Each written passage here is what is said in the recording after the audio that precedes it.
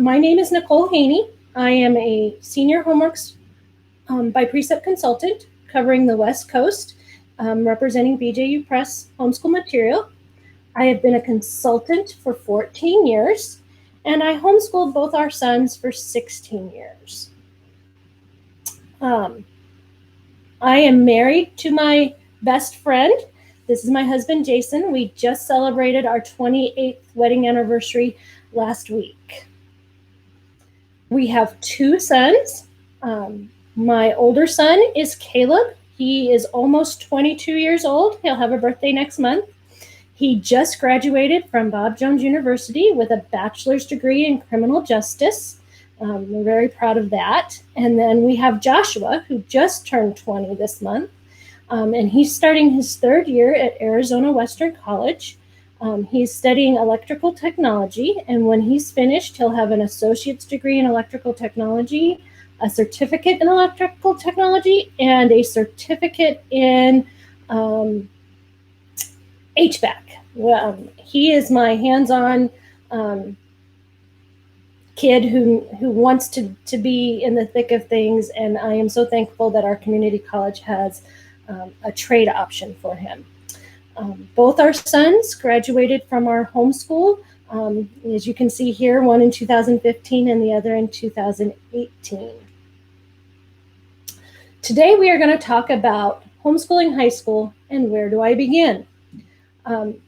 Well, you start with a 4-year plan, and this plan will help you with homeschooling high school. It will make homeschooling high school not feel quite so daunting. If you have a plan going in, homeschooling high school, it becomes easier to manage, and it's not difficult to manage. We did it, and several other homeschool families have done it, and it's such a blessing to be able to homeschool high school. So what is a 4-year plan? Well, your 4-year plan is a map of what high school courses a student is taking, is planning to take, or has taken. It tells what academic year they're going to take a course or what year they have already taken that course in. It's personalized to the individual student. No 4-year plan is going to look exactly the same. My 4-year plan isn't going to look like your 4-year plan.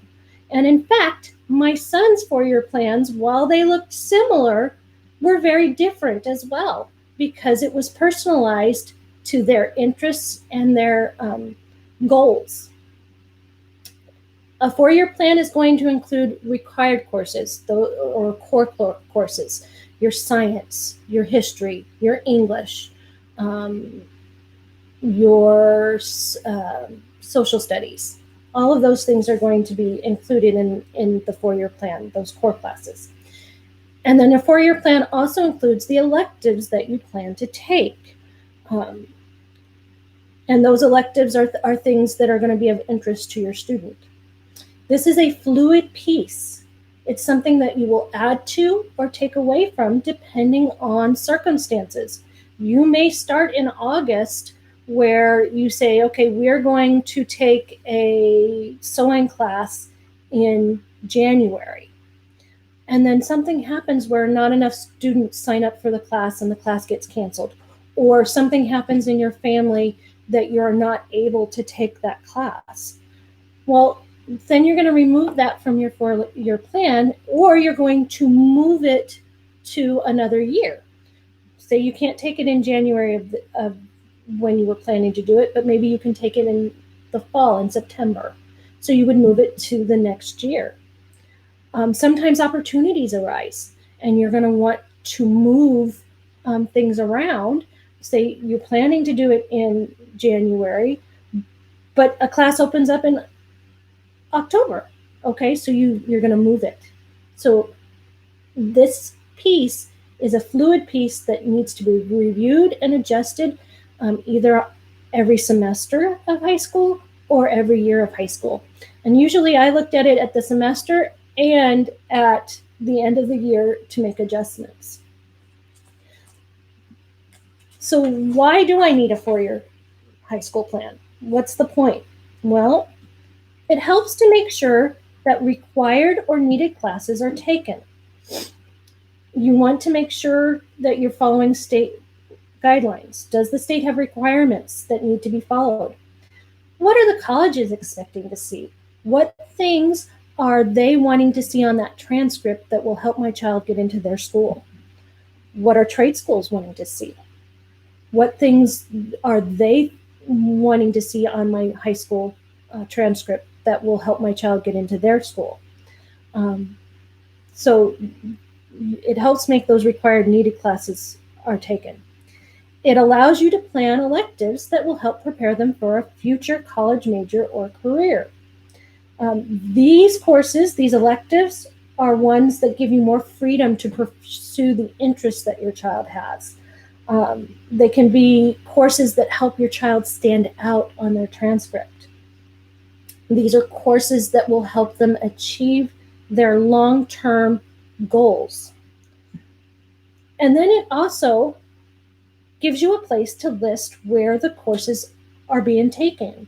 Are they being taken in a co-op class? Are they being taken as dual enrollment at the community college? Am I using different publishers? Am I going to create my own electives by tracking hours and writing my own course description? Am I taking this other places like a Michael's for a sewing class or a baking class or a cake decorating class? Am I taking this course? Are they taking this course through a local volunteer organization? Mark where you've taken the course so that you remember things about that, and you can go back to that place to find your course description. If there's questions about what things were learned, you can go back to that publisher or to that organization or to that course description from Michael's or wherever, and be able to answer questions because you know where you took those things. So the next question is, why do I need a high school plan? High school plan will help you feel confident in going through the high school years. It also helps keep the student on track to finish high school. You're not forgetting things. You're plugging things in where they belong. You know that you've completed the number of credits for graduation. It helps keep each high school year balanced so the student doesn't become overwhelmed. This way you're not taking 9 classes in your freshman year and 4 classes in your sophomore year. Or if you're heavy on a science class like chemistry or biology, and you want something lighter elective wise, you can plug a lighter elective in, just so that they don't get overwhelmed with the amount of coursework that they're having to complete. It guides in writing a transcript for the student. If you know what courses you've taken and how many credits those courses are, that's easy to plug into a transcript and just add a grade. So it guides you in creating that transcript that you'll need. It helps the parent and student stay organized and on track through the high school years. You know where you're taking things. You know when you've taken things. It just keeps you organized and helps you to stay on track so that you're not missing the things you need for that course. So the next question is, where do I start? Well, start with making sure you know your state laws for homeschooling. Look at your state statutes and see what requirements they have for graduation. Some states don't require you to follow any graduation requirements. You can set your own requirements. My state, for instance, is one that allows you to set your own graduation requirements. You don't have to follow a set guideline. Other states are a little more restrictive. They may require you to follow a certain plan, and you need to follow that plan. So the first place you start is knowing those state statutes for homeschooling high school. Then I looked at my state requirements for graduation because I know that these state requirements are the minimum requirements for someone to graduate from high school.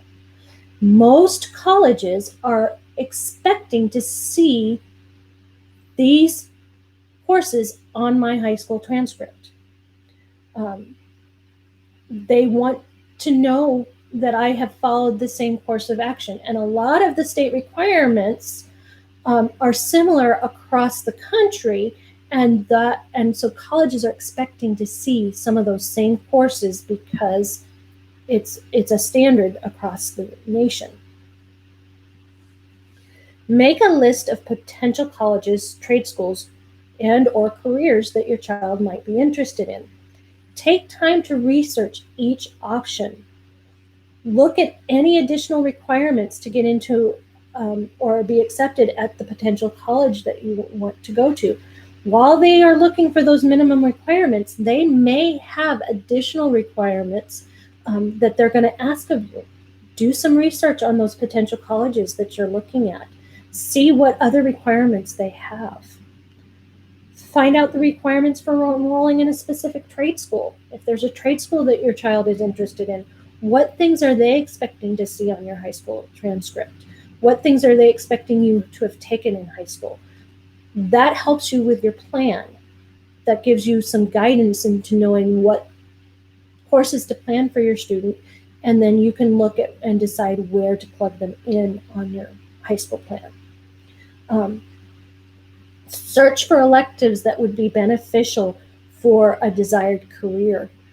If you have a student who is into culinary arts, you're going to want to look for electives that allow them to learn cooking tricks and baking courses and things like that.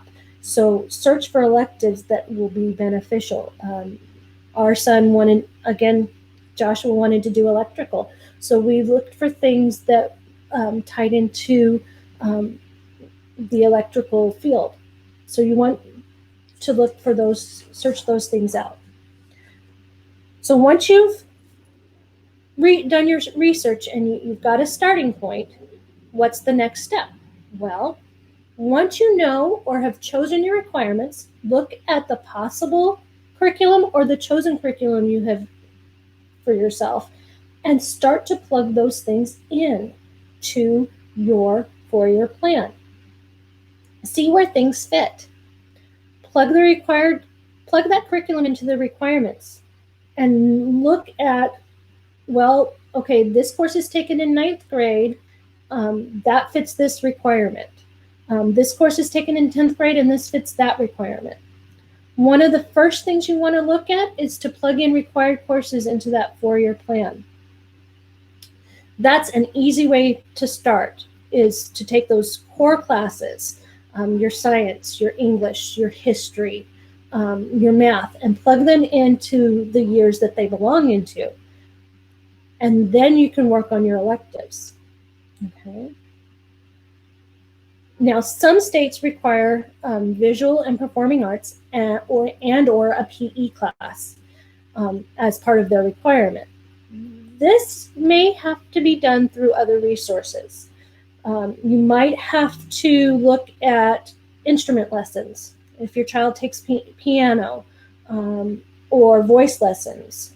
Our oldest participated in a community choir and the church choir to help with a music credit. Drama or theater clubs could be used through a co-op. Might have some of those things. Photography, art, sculpture classes, again, a co-op could have those, or even dual enrollment at the community college. Caleb took a choir class, a community choir class at the community college, and we counted that towards his fine arts credit. And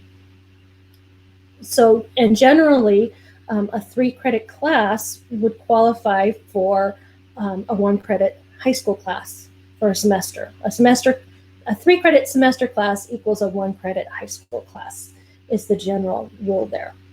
So look for places and opportunities to take some of those courses. And then you need to add your electives. Once you've got your 4-year plan and you know where you're taking some of those other required courses, then you can add your electives and plug those into the various years. You might not want to do your electives right away. Sometimes you're going to want to wait to add those electives at a later time because of opportunities that arise and things like that. Here is a sample of my 9th grade and 10th grade 4-year plan. So I plugged in my core classes. I have, for 9th grade, I have English, math, foreign language, and then electives. And I used BJU Press Homeschool, and notice that I put in parentheses where the course was taken, so that I knew where to go to look for information. And I plugged those things in. For English, I have the math and grammar, the writing and grammar, which was half a credit, and then excursions and literature, which was half a credit. Then Algebra 1, which is a required math class for graduation in my state, and 1 credit there, and then a foreign language and 1 credit there. And then electives. And you notice for me, I have physical science and cultural geography listed as electives. Those were courses that were available for the history and science for 9th grade, but they didn't fit the requirements for graduation. But they were important courses for us to take. Cultural geography helped prepare us for our world history class, and physical science prepared us for chemistry and physics later on. So I needed those courses for them, but they weren't necessarily required courses. So I was able to turn them into electives for my student. And you'll see that I have music, church choir. We tracked the hours for church choir, and it took 4 years to get a full credit, and so we did a quarter credit each year. And then I have the robotics team. This 4-year plan was actually my younger son Joshua's. And notice that robotics is there as a credit. That was one of his interests with that electrical. We were able to find that opportunity and plug it in for a credit. And then you'll notice for sophomore year that I have required courses.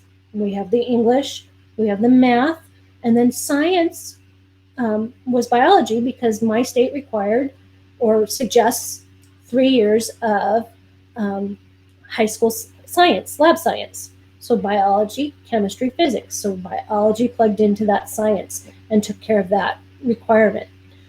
History only required 3 years of history, or suggested 3 years of history.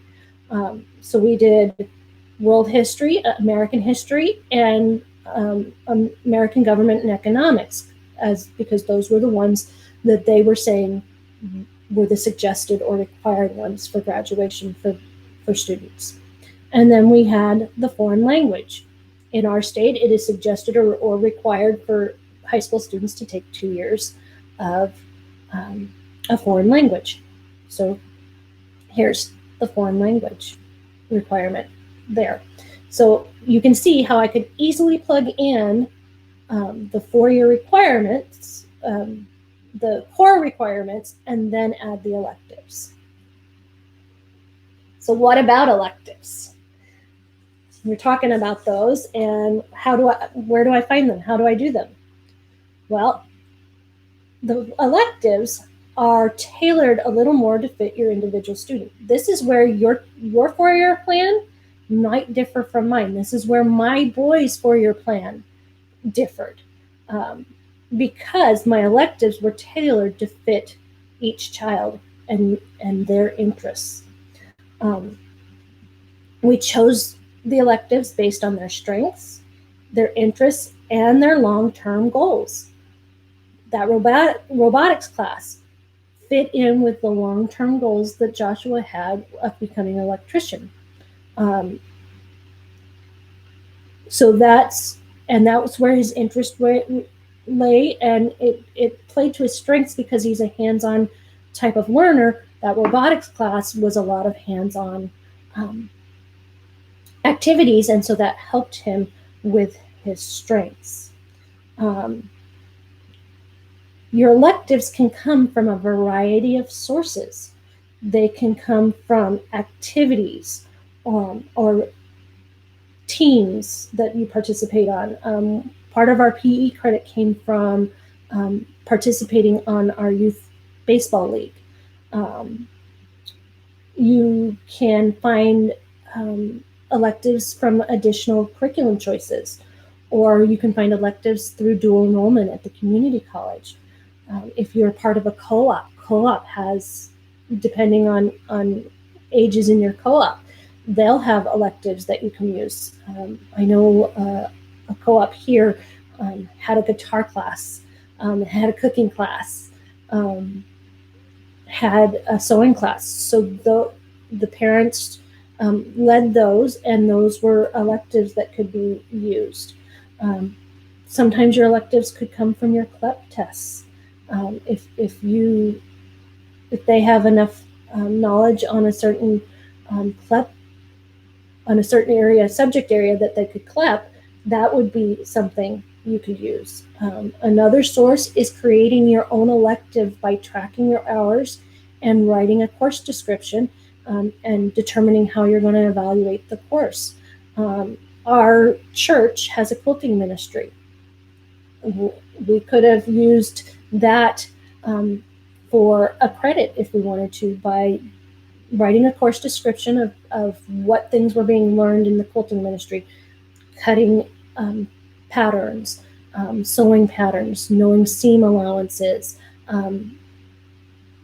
creating, and then the way it would be evaluated would be the final project and the final quilt, and how well did they do with that. And you could track the hours that they spent doing that quilt as part of the credit, basically the assignment time, if you will, because when you do a credit, it includes the lesson and then the time that you're spending on the assignment. So when you're looking for tracking hours, you want between 120 and 160 hours in order to have a full credit. And then you can have that about 80 hours for a half a credit and about 40 hours for a quarter credit. All right, and those hours include the time spent engaged in the activity, and you want to make sure you have a course description and a way to assess, okay? That's what we did with the community robotics. We knew our son was engaged in activities related to the robotics and electronics. We included his competition time. The team went to a competition, a regional competition, and there was networking with other teams, and there was working on the robot to make adjustments to the robot, and there was working with the battery and making sure batteries were charged and things like that. All those hours counted towards the credit for him because it was the time he was engaged in that course. You might be able to find additional electives through home economics, sewing, cooking, gardening, interior design. What things are your child interested in? What activities do they enjoy? Use those to your advantage. Trade courses, welding, woodworking, auto mechanic, electricity, etc. I had a friend whose son was able, with our local high school, our state laws allow students to take some electives at the local high school if the parent chooses and the high school allows it. And he took welding at the local high school and was able to get a high school credit for that. So look for opportunities with these electives, places where you can do that. We have a friend who is an auto mechanic, or like I said, Joshua went for a little bit to help his grandfather work on a truck that needed wiring things. So he got some hands-on training with the auto mechanic. There's all sorts of opportunities out there if you look for them. Be creative with your electives. These will help a student's transcript stand out. Again, this is where your child on their transcript is going to shine, is in these electives, because those core classes are something that everybody has to take, and you can do really well and get excellent grades in those, but so can other students. Your electives are where you're going to allow your child to shine and show other skills that they have that will make them stand out on their transcript and help them get into the school that they want to get into, or into the trade school they want to get into, or even the job field they want to get into. Because sometimes you're not going to go to college, you're not going to go to a trade school, you're going to jump right into the workforce. Well, you have some of those electives that are on that transcript that sometimes a job is going to want to see. What things did you take? What courses? Things like that. And having those on your transcript and on your four-year plan will help you. So some closing thoughts. You can plug in all the core required classes into your four-year plan very easily. You can look at your core curriculum and say, okay, here I need 3 years of history, and I need world history, American history, and government and economics. Here they are. This curriculum does them in 10th, 11th, and 12th. Plug them in, and you're done. Makes it really easy to plug in those core required classes. Keep in mind, you can rearrange some core classes. Some states require that you take biology in 9th grade. Well, there's nothing wrong with switching that with your curriculum and going, okay, my state says we got to take biology in 9th grade. Okay, take it in 9th grade. You can make adjustments. You can switch geometry with Algebra 2, world history and American history. You might switched. Someone this year wanted to switch American government and economics with American history because it's an election year. Switch it. You can do those things. That's one of those other places where you can help tailor your four-year plan to your child, and what will make it different for you versus mine. Leave your electives blank to start, unless you know of one right off the bat. As opportunities and interests and activities present themselves, then add them to your plan. Electives don't necessarily have to be on your plan right away. They can come as you're looking at the classes that are going to be offered in next year's co-op. Okay? And you're at the end of the year, you haven't planned for your sophomore year yet. Let's see what classes co-op is offering. Let's see what classes the community college is offering. Something comes up, a quick opportunity in, say, October to participate in an automotive class, or an opportunity with a car's broken down and your friend who's an auto mechanic is going to work on the car, and they bring your child alongside of them to show them and teach them and train them. There's an opportunity. You plug that in when that opportunity has arisen. The four-year plan can easily become your transcript by just adding grades. You've already got the course. You've already got how many credits it's worth. Now you just have to plug in the grade. And you can either do a year grade or 2 semester grades. But it's already done for you.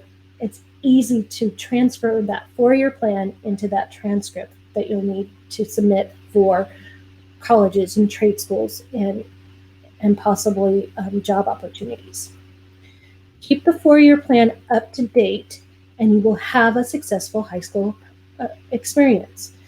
By keeping and knowing where you're at all times, you will successfully complete your high school career and know that you have the amount of credits needed to graduate. And remember, look at those state statutes and make sure you're following your state guidelines for homeschooling high school. If you have additional questions, you can contact me at homeschoolhelp.com/Nicole-Haney, or you can email me at tohomeschool@outlook.com, and I'll be happy to answer any questions that you have. Thank you so much for joining me today. I hope that you found this helpful. Have a great day.